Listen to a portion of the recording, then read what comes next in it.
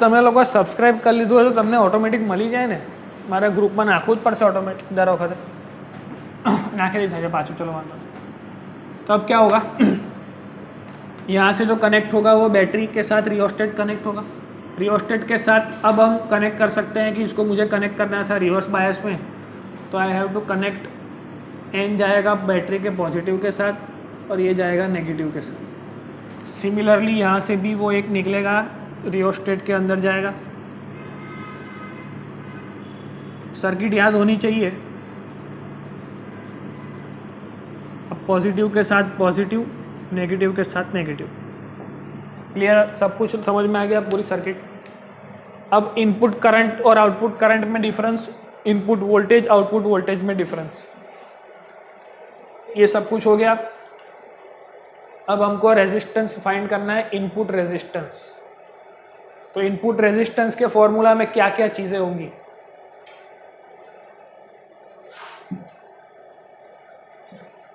छह अलग अलग फॉर्मूला बनेंगे यहाँ से।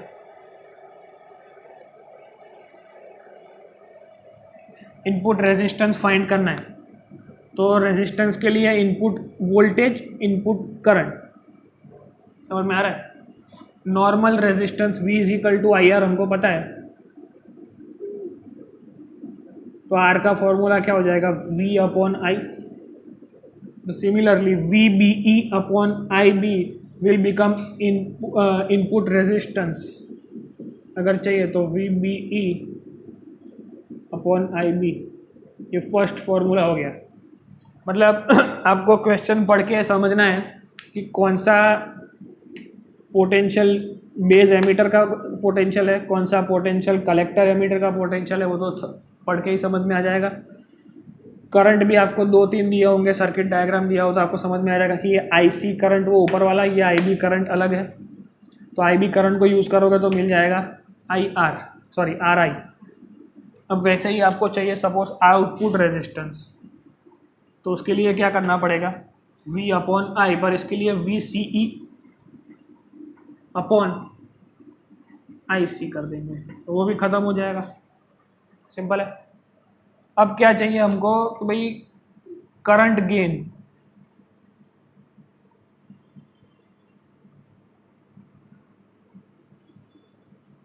करंट गेन मतलब करंट इंक्रीज होना चाहिए, पावर गेन मतलब पावर इंक्रीज होना चाहिए।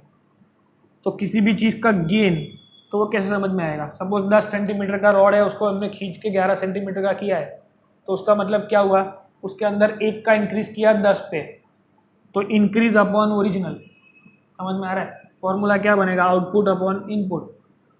तो करंट गेन तो output current upon input current. Output current हमको पता है कौन सा है, IC, इनपुट करंट कौन सा है, IB। तो तीसरा फॉर्मूला भी हमको समझ में आ गया। उसके बाद कौन सा फॉर्मूला है,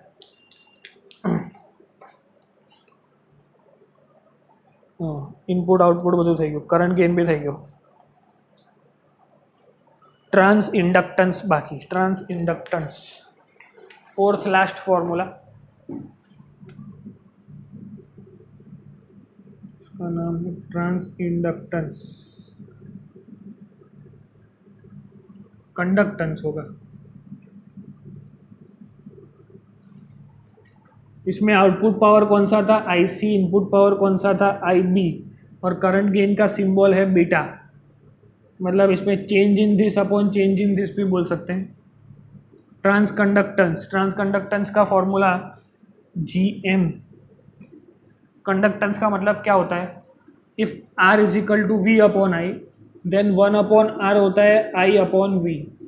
ये 1 अपॉन R जो है उसे बोलते हैं कंडक्टेंस। तो अगर कंडक्टेंस GM है तो I अपॉन V होगा, पर कौन सा I और कौन सा V, तो given current, output current bye given input voltage, समझ में आ रहा है। कंडक्टेंस कैसे होगा, तो अगर you have given some input voltage then you have obtain some output current, तो इसका फॉर्मूला क्या होगा, output current by divide by input voltage. तो input voltage is VBE and output current is IC। अब इन दोनों का चेंज लो तो delta I C upon delta V B E हो जाएगा। अब दोनों को डिवाइड बाय आई बी कराओ, दोनों को डिवाइड बाय आई बी कराओ तो फॉर्मूला में बीटा भी आ जाएगा। वो खुद से करना है, एक बार करके देखो, सिंपल है। I C upon I B upon V B E upon I B. तो I C upon I B तो हमको पता है बीटा है, तो फॉर्मूला में आ गया beta upon V B E upon I B, उसकी जगह क्या लिख सकते हैं, आर आई। तो एक और फॉर्मूला मिल गया ट्रांस कंडक्टेंस का, बीटा अपॉन आर आई। तो ये 4 फॉर्मूला और 2 फॉर्मूला है। ये हो गया इसका proper circuit diagram. Circuit diagram एक बार देख लो और एक बार याद करके खुद से बनाओ। सर्किट डायग्राम में करना कुछ नहीं है कि NPN transistor is given by this, हमको पता है यहाँ से एमीटर, यहाँ से कलेक्टर, यहाँ से बेस। फिर हमको वो भी पता है कि एमीटर और कलेक्टर होते हैं रिवर्स बायस में, एमीटर और बेस होते हैं मतलब फॉरवर्ड बायस में। तो यहाँ से जो करंट निकलेगा उसको मेजर करने के लिए एमीटर, उसके पैरेलल में वोल्ट मीटर, फिर यहाँ से करंट को चेंज करने के लिए रियोस्टेट होगा जिसको फॉरवर्ड बायस में, यहाँ से करंट चेंज करने के लिए रियोस्टेट होगा जिसको रिवर्स बायस में। फिर हमको सब कुछ पता है, नॉर्मल ओम्स लॉ हमको याद करना है। ओम्स लॉ को याद करते ही input resistance, output resistance, current gain, कितना करंट गेन हुआ, कितना आउटपुट है बाय गिवन इनपुट, तो बीटा मिल जाएगा। ट्रांस कंडक्टेंस मतलब जीएम, कितना कंडक्टेंस हुआ, कितना करंट मिला बाय गिवन पोटेंशियल डिफरेंस।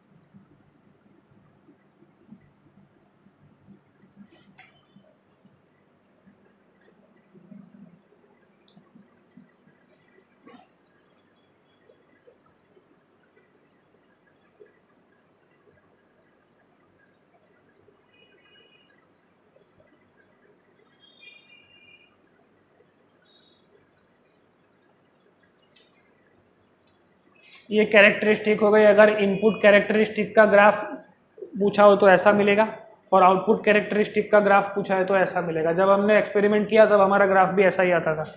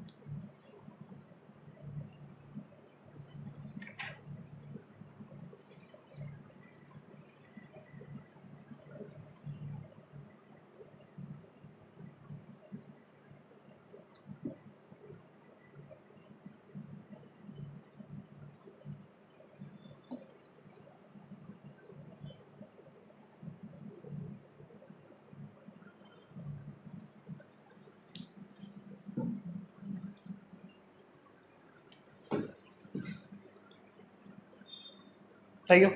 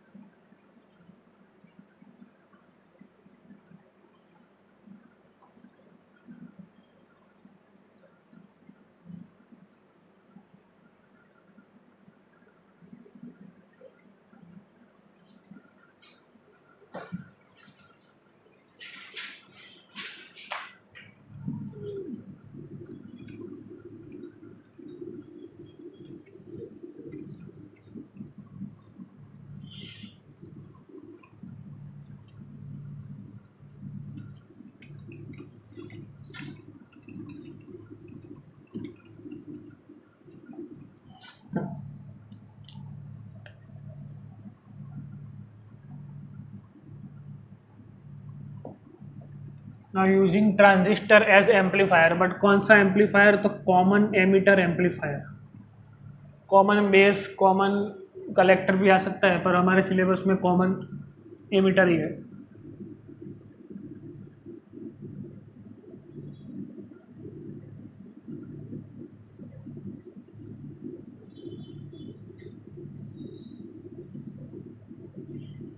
इतना तो हमको पता चल गया है कि इसको बोलते हैं ट्रांजिस्टर। अब इसका कुछ करके हमें बनाना है एम्पलीफायर। अब कॉमन का मतलब क्या हुआ?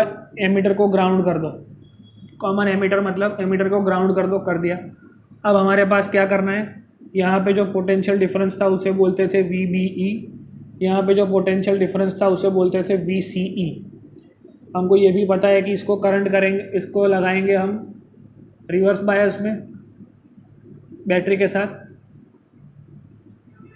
और इसको लगाएंगे फॉरवर्ड बायस में।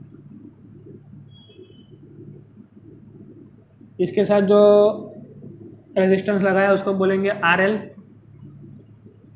इसके साथ जो लगाया उसे बोलेंगे आर ई या फिर आर बी, जो भी बोलना है। यहाँ से इसको लगाना है फॉरवर्ड बायस में तो पॉजिटिव इधर नेगेटिव इधर, इसको लगाना है रिवर्स बायस में तो पॉजिटिव इधर नेगेटिव इधर। ये बन गई सर्किट ऑफ एम्पलीफायर। कहो अर्थिंग या आज जमीन बना के देखो, समझना पड़ी सो बोली।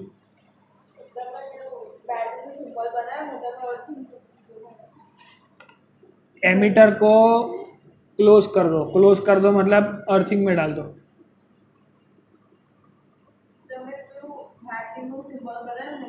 हाँ ઈથર એવું બધું કશું બોલ્યા નહીં હોય। આ માર્વેલના પિક્ચર જોઈ જોઈને મગજ ચકરાઈ જશે તારું। ऐसा कुछ है ही नहीं। Positive connected to positive, negative connected to negative, positive connected to negative, negative connected to positive. इसको बोलेंगे VCE, इसको बोलेंगे VBE। अब एम्पलीफायर बन गया। एम्पलीफायर का यूज़ क्या था मैंने आपको स्टार्टिंग में बताया कि छोटे सिग्नल को बड़े सिग्नल में एम्पलीफाई करना। अब सिग्नल को एम्पलीफाई करेगा तो सिग्नल का जो VS आएगा, potential difference of the signal, वो करंट जो सिग्नल का आएगा वो किस तरफ जाएगा? वो इस तरफ जाएगा। बिकॉज करंट कहाँ से पास कर सकता है? फॉरवर्ड बायस में से। रिवर्स बायस में से करंट पास कर नहीं सकता, इसलिए यहाँ पे वो जा नहीं सकता। तो वो IS करंट जो भी आएगा VS बन के, पोटेंशियल डिफरेंस ऑफ VS, वो किस तरफ जाएगा? On the left hand side, मतलब कि रिवर्स फॉरवर्ड बायस की तरफ। अब हमें क्या करना है? तो बेसिकली ये जो इनपुट करंट है वो कौन है? VBE। उसका मुझे आउटपुट मिलता था VCE। अब मैं दोनों का चेंज ले लूँ तो थोड़ा यहाँ पे ऐड हुआ, तो डेल्टा VBE प्लस VS, ये कहाँ से आया? सिग्नल। सिग्नल को हमने ऐड किया। ड्यू टू सिग्नल, सिग्नल को देने की वजह से उस तरफ कुछ और ऐड हुआ। समझ में आ रहा है? मतलब नॉर्मल VCE तो था ही, उसके अंदर कुछ और ऐड हुआ, वो पोटेंशियल इंक्रीज हुआ। समझ में आ रहा है? दैट्स वाई एम्पलीट्यूड में भी इंक्रीज देखने को मिलेगा। अब VBE, ये VBE जो है वो तो फिक्स होगा कोई सर्टेन वोल्टेज पे, तो उसका चेंज हम करेंगे तो वो तो ज़ीरो आएगा। तो डायरेक्ट VS का फॉर्मूला मिल जाएगा, VS is equal to VCE plus delta V। समझ में आ रहा है?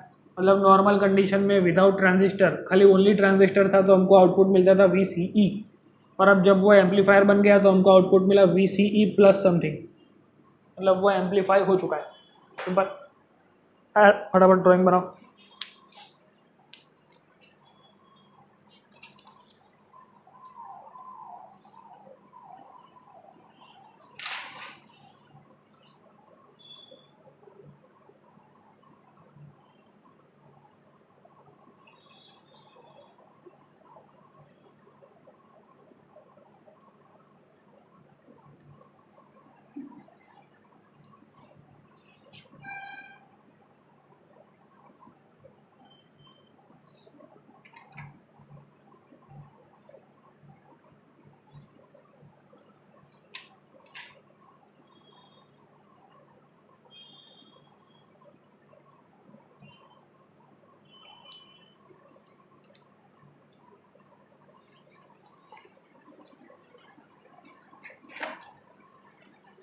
अब सेपरेट कर देना है इनपुट सेगमेंट और आउटपुट सेगमेंट को।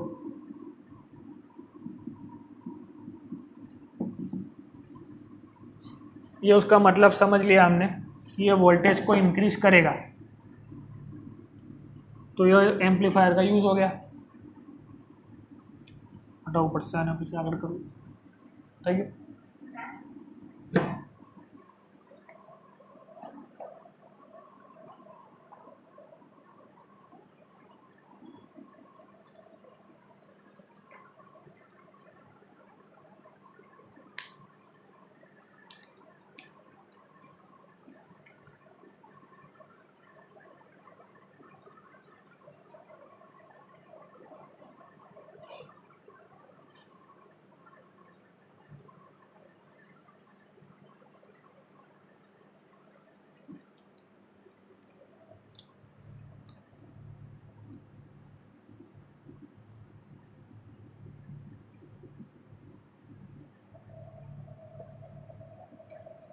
Now this is your understanding clear है कि बढ़ने वाला है।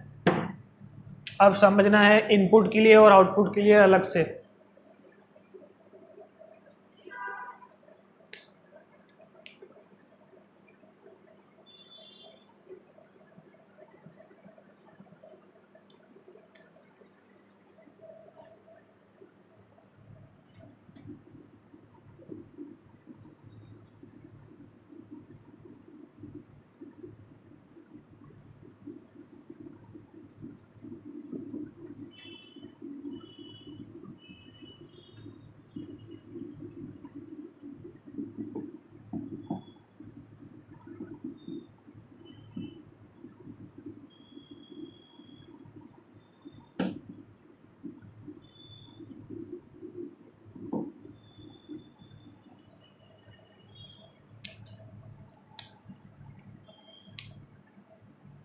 नाउ इनपुट में कौन सा वोल्टेज अप्लाई किया, VBE। VBE similar for VB, तो दोनों सेम है।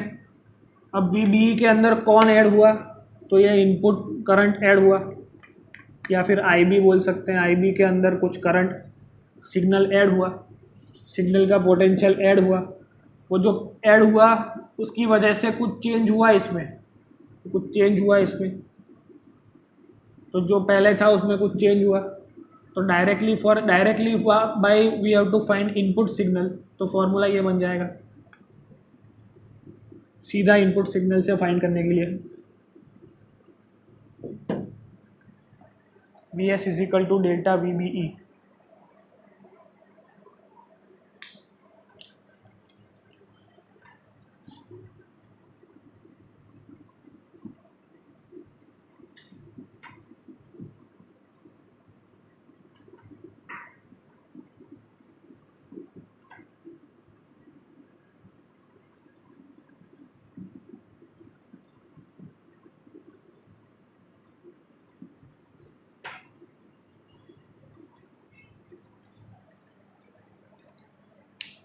अब now due to amplification VBE में चेंज आया, तो अगर VBE चेंज होगा तो IB चेंज होगा, IB चेंज होगा तो बीटा भी चेंज हो जाएगा। करंट गेन मतलब आउटपुट अपॉन इनपुट, अगर इनपुट चेंज हुआ तो आउटपुट भी चेंज हो जाएगा, तो IC का भी फॉर्मूला चेंज हो जाएगा फॉर द एम्पलीफायर केस। अब आउटपुट सिग्नल के लिए हमको V आउटपुट, हाँ किरचॉफ लगाओ ऊपर से।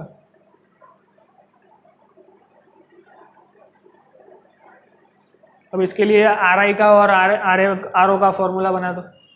इनपुट सिग्नल के लिए ही अगर RI का फॉर्मूला बनाना है तो क्या बनेगा, और RO का बनाना है तो क्या बनेगा। इनपुट रेजिस्टेंस चाहिए तो delta VBE is applied upon current of B। Output voltage में अंदर कौन है और इनपुट और आउटपुट में कौन है, मतलब इनपुट रेजिस्टेंस आउटपुट रेजिस्टेंस का फॉर्मूला सिमिलरली ऐसे बनाओ तो क्या बनेगा। अभी इनपुट कैरेक्टरिस्टिक की बात हो रही है तो उसमें आउटपुट की तो कोई फॉर्मूला बन नहीं सकता। अब इतना फॉर्मूला नोट करो, फिर आउटपुट के बारे में डिस्कस करते हैं।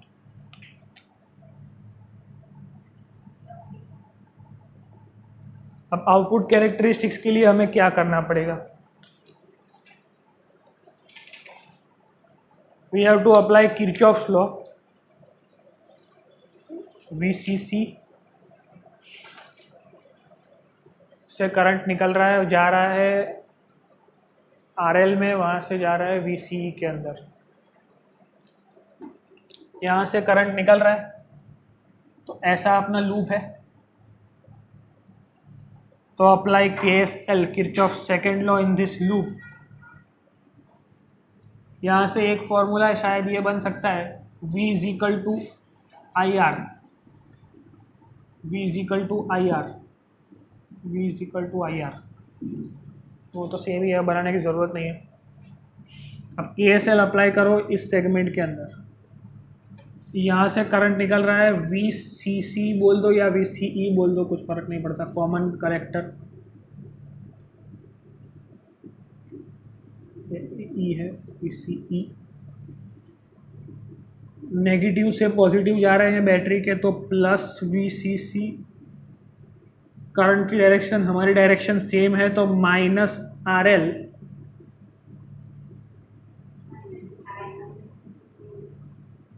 IC भी आएगा ना इधर, और इसका आएगा minus VCE equal to 0, equal to VCE लिख सकते हो, या फिर माइनस VCE इक्वल टू 0। अब VCC पता है, RL IC पता है, VCE पता है, इसमें से फॉर्मूला अलग अलग बन सकते हैं जिससे बनाने हो।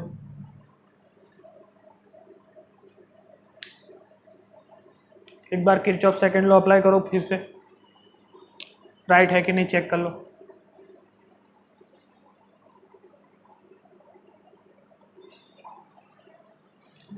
शीट कई बाजू मूकी है,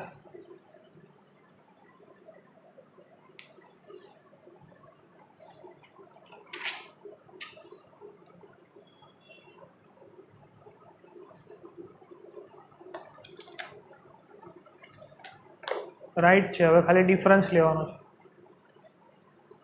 इसी फॉर्मूला में आप डिफरेंस ले सकते हो, डिफरेंस ऑफ वोल्टेज, બધાને ડિફરન્સ આપી દે, શું આવશે?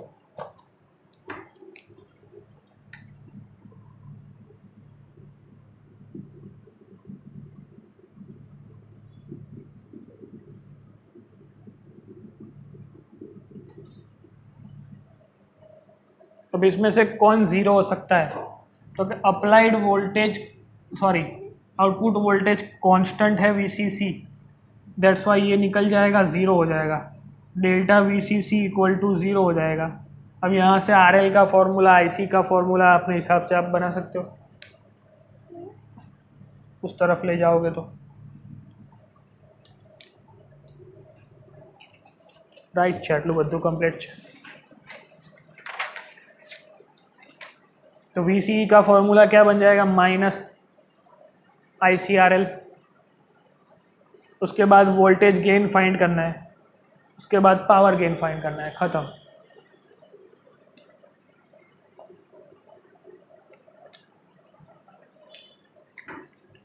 यहाँ से VCE को उस तरफ ले जाएंगे तो बचेगा delta VCE equal to minus delta RL IC।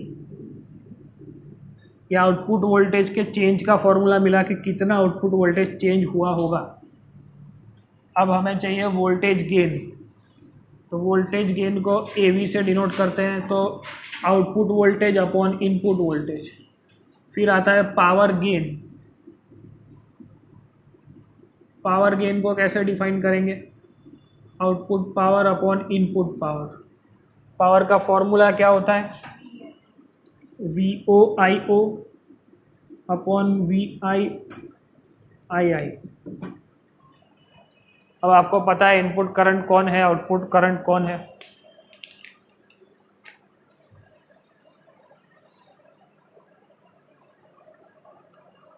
और उसके बाद गेट्स। शीट આપવી પડશે ને, शीट કઈ જગ્યાએ મૂકી છે મને શોધવી પડશે, કોઈને ફોન કરવા માટે। લાસ્ટમાં બે ફોર્મ્યુલા કર્યા ને આપણે એનું,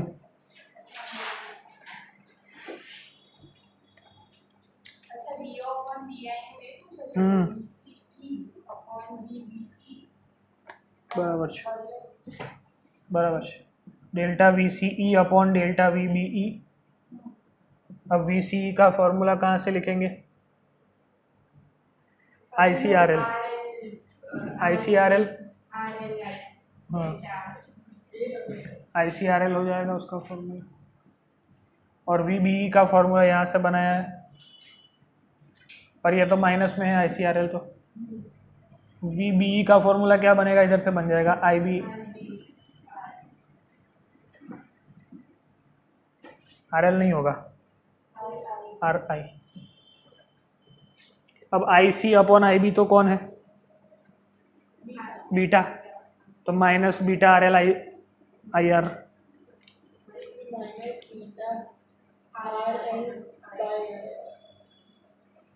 फिर बीटा अपॉन आर आई का फॉर्मूला क्या था? इतना बन जाएगा बीटा, तो minus beta R L upon R I. Beta upon R I का फॉर्मूला भी कुछ था, जी एम, तो minus G M R L. Similarly ऐसे ही पावर गेन के फॉर्मूला बनाओ।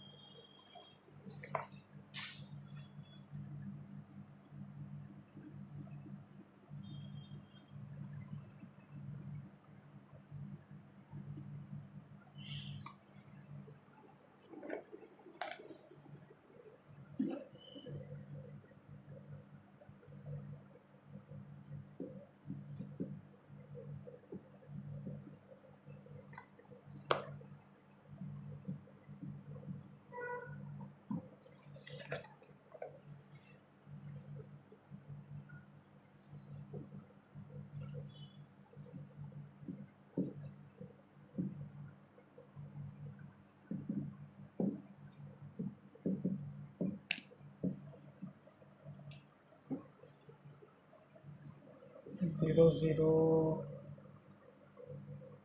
तो ज़ीरो ना, ज़ीरो ज़ीरो तो वन वन तो वन ना, वन तो ज़ीरो ज़ीरो तो वन, और डबल ज़ीरो तो वन ना, वन वन तो ज़ीरो। बराबर।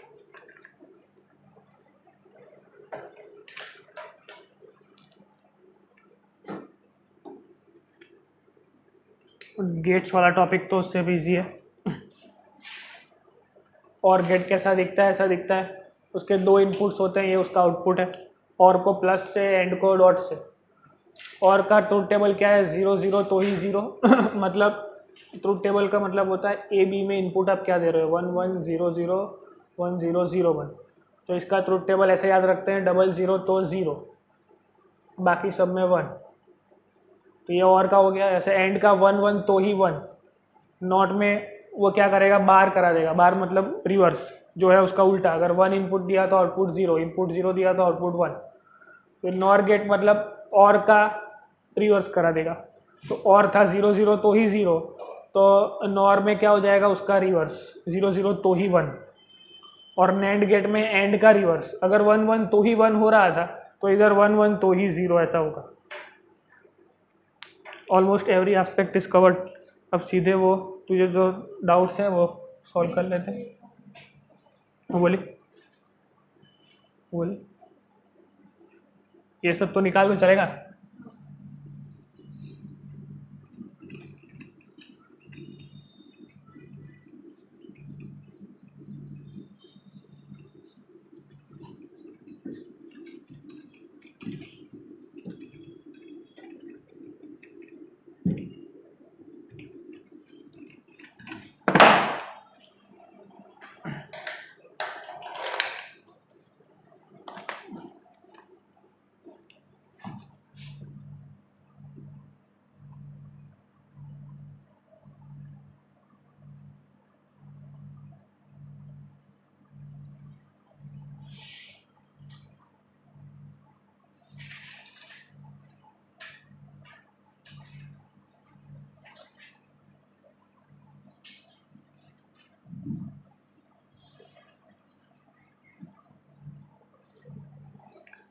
तो हमें ऐसा एक कनेक्शन दिया हुआ है और पूछा है कि ये जो गेट है उसका आउटपुट गेट किस गेट जैसा होगा।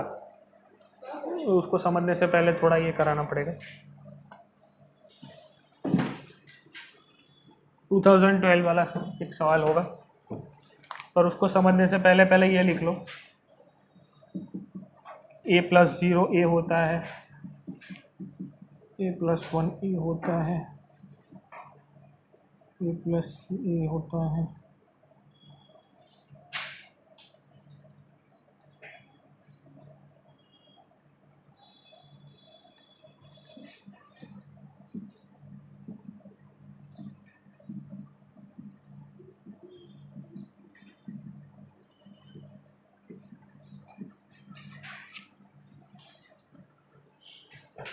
ये बूलियन अलजेब्रा के एप्लीकेशंस हैं कि ए और ओ मतलब 0 1 क्या होता है, वो ए और 0 मतलब ऑफ, 1 मतलब ऑन, 0 1 का इतना ही मीनिंग है।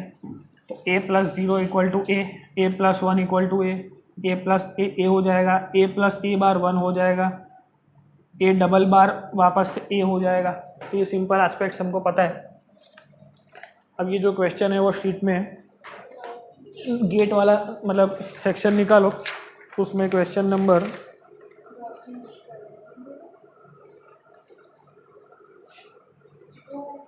62 कि the given electrical network is given by this. तो ये कौन से गेट को रिप्रेजेंट करता है? 2017 में भी रिपीट हुआ है, 2012 में भी हुआ है।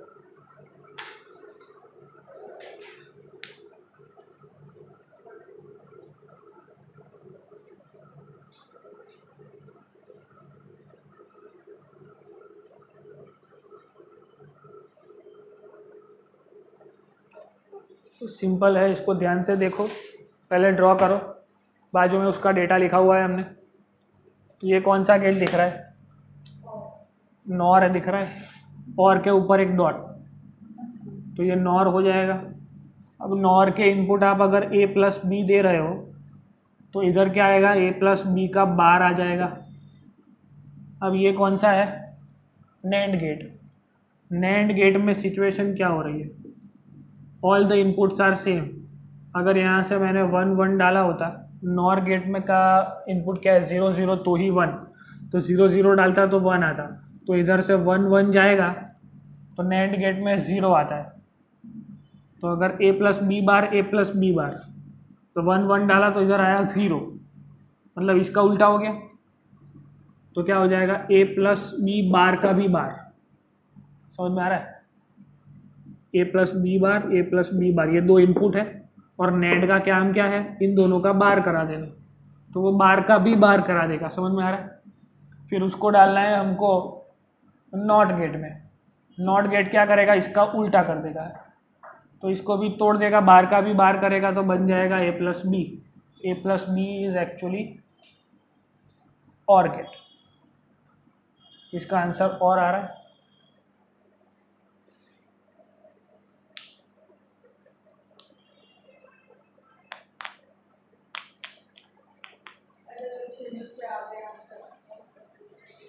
पूछा क्या है अपने को, given electrical network is equivalent to which network. Bar का भी बार हो जाएगा, तो एक बार डबल बार बाहर आएगा। नॉर जाओ सर, नॉर आओ सर। देखो हमने यहाँ क्या सीखा कि डबल बार हो जाएगा तो वो नॉर्मल कंडीशन में आ जाएगा। तो अगर इसका डबल बार हो जाएगा तो ये a+b बन जाएगा। अब a+b को आप डालो और के अंदर, मतलब नॉर के अंदर, ये कौन सा है, नॉट है, तो वो उसको उल्टा कर देगा, मतलब a+b का बार बना देगा। तो अब ये जो a+b का बार किसका ट्रुथ टेबल है, तो नॉर का है, तो ये आंसर आया नॉर गेट, और नहीं आएगा, नॉर आएगा। मतलब ये नॉर्मल बूलियन अलजेब्रा आपको याद होने चाहिए, तो ये सॉल्व हो जाएंगे। प्लस के साथ क्या प्रोसीजर है, डॉट के साथ क्या प्रोसीजर है। अब एक 2019 वाला एक सम एक और है, इसके अंदर 64,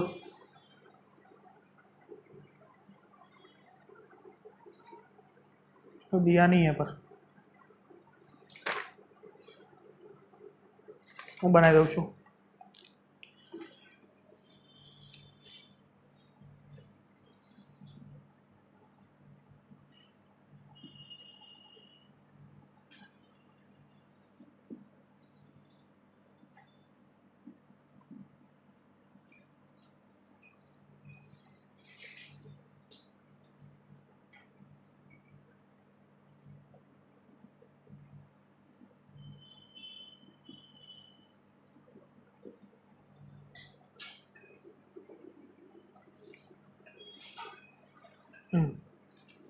साइमल्टेनियसली उसको 0 1 0 1 अप्लाई कर रहे हैं तो आंसर क्या आएगा? फाइनल आंसर जो 2 आंसर आएंगे, एक बार 0 0 अप्लाई किया तो इधर क्या आएगा? अगर यहाँ इनपुट मैंने 0 0 दिया तो क्या होगा? ये कौन सा गेट है? एंड गेट है, तो 1 1 तो ही 1. अगर 0 0 दिया तो आंसर आएगा 0. अगर 1 1 दिया तो आंसर आएगा 1. मतलब ये P के पास भी 2 ऑप्शन है, ये पहला अप्रोच, ये दूसरा. इसके पास एक बार 0 डालेंगे, एक बार 1 डालेंगे. समझ में आ रहा है? तो पहली बार जब 0 0 डाला तो ये कौन सा गेट है? NAND gate. 0 0 के लिए तो वो क्या करेगा? 1 आंसर देगा, और 1 1 के लिए वो क्या करेगा? 0 आंसर देगा. समझ में आया? मतलब ऐसे कोई भी कॉम्बिनेशंस हैं, it can be solve by 2 methods. Directly truth table आपको याद होगा तो भी, ये भी ट्रुथ टेबल से भी हो सकता है, ये भी ट्रुथ टेबल से हो सकता है, ये भी इससे हो सकता है, ये भी इससे हो सकता है. तो 2 मेथड्स है. ये बूलियन अलजेब्रा का मेथड, ये याद रहे तो ये, और ये याद रहता है तो ये. मतलब इसमें तो कुछ करना ही नहीं है अपने को, सिर्फ ये ट्रुथ टेबल याद रखना है. तो ट्रुथ टेबल अप्लाई करो, आंसर आ जाएगा. ऑलमोस्ट सारे आपके लॉजिक गेट्स वाले तो हो ही जाएंगे. ये 59 वाला ट्राई करो जो नीट 2020 का क्वेश्चन है, वो for the logic circuit given in the table, उसके लिए कौन सा ट्रुथ टेबल सही है. अब या तो उसको ट्रुथ टेबल से मेथड से करो तो आपको पता चल जाएगा, या तो बूलियन अलजेब्रा से करो और जो आंसर आएगा उसके हिसाब से आपको गेट पता चल जाएगा कि ये कौन सा गेट है.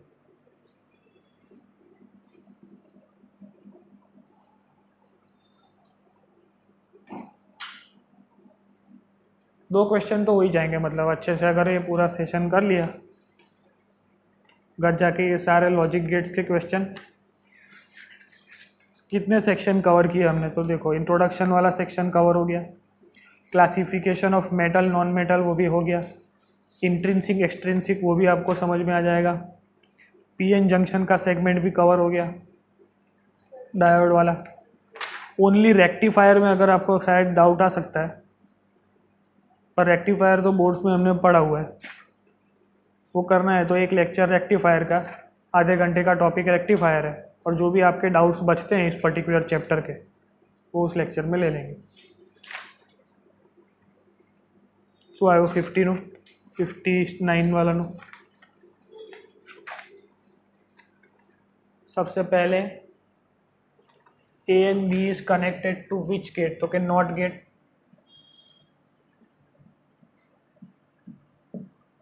उसके बाद they are connected to NOR gate. अब इसमें आपको करना क्या है? Just consider one thing, A और बी का एक वैल्यू कंसिडर करो कोई भी. इसको मैंने 1 लिया, इसको 1 लिया, उसको उल्टा देगा, 0 कर देगा, 0 कर देगा. अब 0 0 नॉर में डालो तो वो 1 हो जाता है. तो इसमें से अब ट्रुथ टेबल देखो कि अगर ए 1 और बी 1 हो तब आंसर 1 आता हो. ऐसे कितने ट्रुथ टेबल है? तो ए और बी दोनों ऐसे ट्रुथ टेबल है जिसमें 1 1 डालो तो 1 आता है.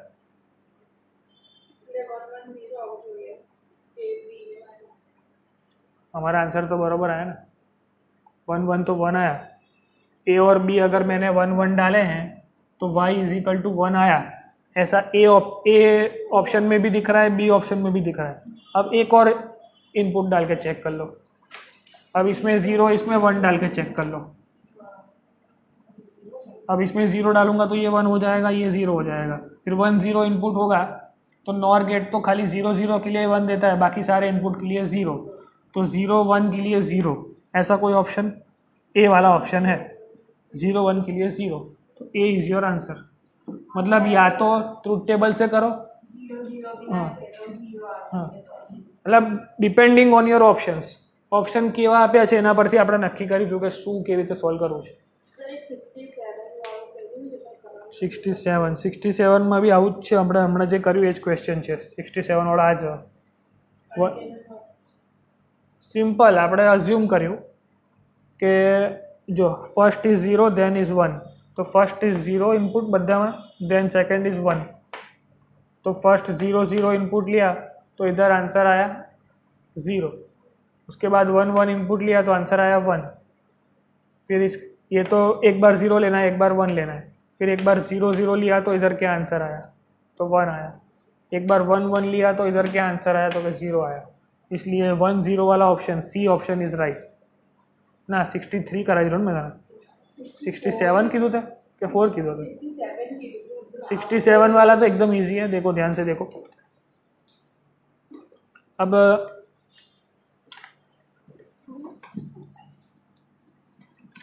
ग्राफ वाले क्वेश्चन जो है ना,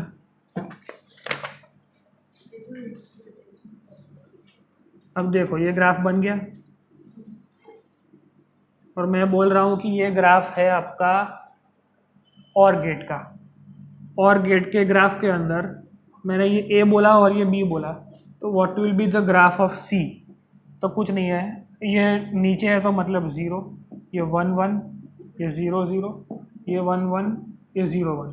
तो और गेट का ग्राफ क्या बोलता है? 0 0 तो ही 0, 0 0 तो ही 0, 1 1 तो भी 1 आएगा, 0 0 तो ही 0, 1 1 तो भी 1 आएगा, उसके सिवाय कोई भी ऑप्शन है तो भी 1 ही आएगा. This will be your answers graph. मतलब ट्रुथ टेबल पता है तो दुनिया का कोई भी गेट वाला सम है वो हो जाएगा.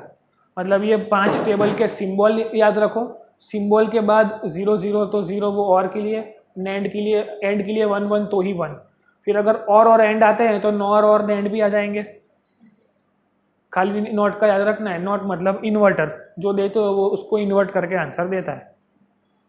मतलब ट्रांजिस्टर एज अ टॉपिक बहुत easy, PN junction as a topic बहुत इजी, रेक्टिफायर भी किसी को याद नहीं है तो रेक्टिफायर का बोल देना, ऑलमोस्ट सारे हो जाएंगे. कहीं कहीं पे अगर डाउट्स आते हैं तो वो हम देख लेंगे. ये चैप्टर एकदम इजी था जो 1.5-2 घंटे में हो सकता है, और क्वेश्चन सारे कॉन्सेप्ट बेस्ड है, तो अगर कॉन्सेप्ट सारे आते हैं तो इजीली सब सॉल्व हो जाएगा. तो आज के दिन में मेहरबानी करके ये शीट सॉल्व करने का ट्राई करिए. तो काले टेस्ट में 14 चैप्टर एड कराई दो बराबर.